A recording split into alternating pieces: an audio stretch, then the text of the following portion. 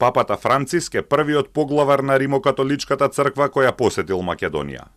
Посетата на 7 мај 2019 под мотото "Не плаши се мало стадо" имаше за цел да ја охрабри во верата малата, но жива македонска католичка заедница. Историската посета на папата на Македонија беше одраз на симпатиите на папата Франциск кон малите цркви на периферијата каква што е Македонската католичка црква. На светата миса која се одржа на плоштадот Македонија во Скопје, папата испрати пораки за љубов, мир и заедништво. Гладни сме, Господи, за братство, каде индиферентноста, дискредитирањето, клеветењето нема да ги наполнат нашите маси и нема да го заземат првото место во нашиот дом. На посетата по повод 25 годишнината од воспоставувањето дипломатски односи меѓу Македонија и Ватикан, папата Франциск порача да се следи делото на скопјанката мајка Тереза како пример за братството, милосрдието и сочувството меѓу луѓето. Токму Франциск како папа во 2016 година ја прогласи мајка Тереза за светица. Мисата се одржа под строги безбедносни мерки, а на плоштадот присуствуваа 15.000 верници со претходно обезбедени билети.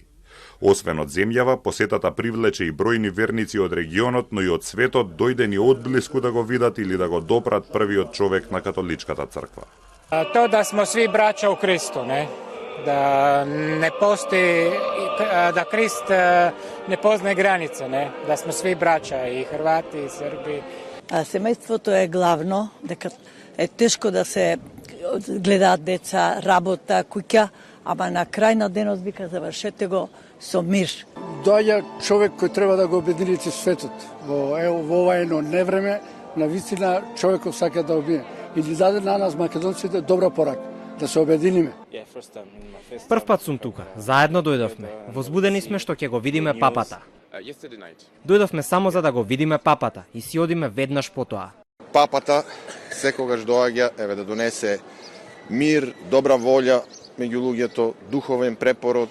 Посетата на папата дојде во чувствителен момент, неполни 4 месеци по промената на името за која немаше политички консензус во обид за откочување на евроатлантските интеграции.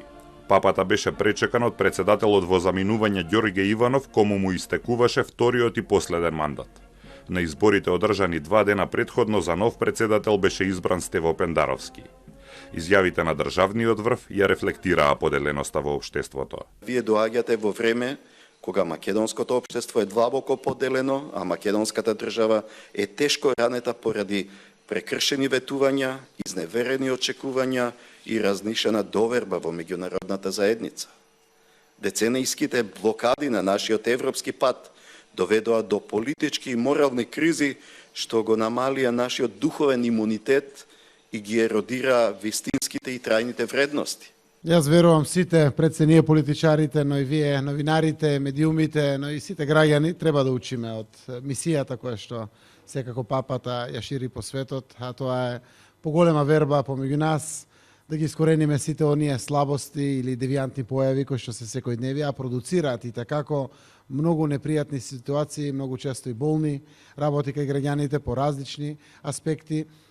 Посетата на папата продолжи во спомен куќата на мајка Тереза, каде што се сретна со болни и маргинализирани граѓани и со представници на верските заедници, пошто со папа мобилот продолжи на плоштадот Македонија, каде што се одржа миса пред илјадниците верници и стотиците љубопитни граѓани.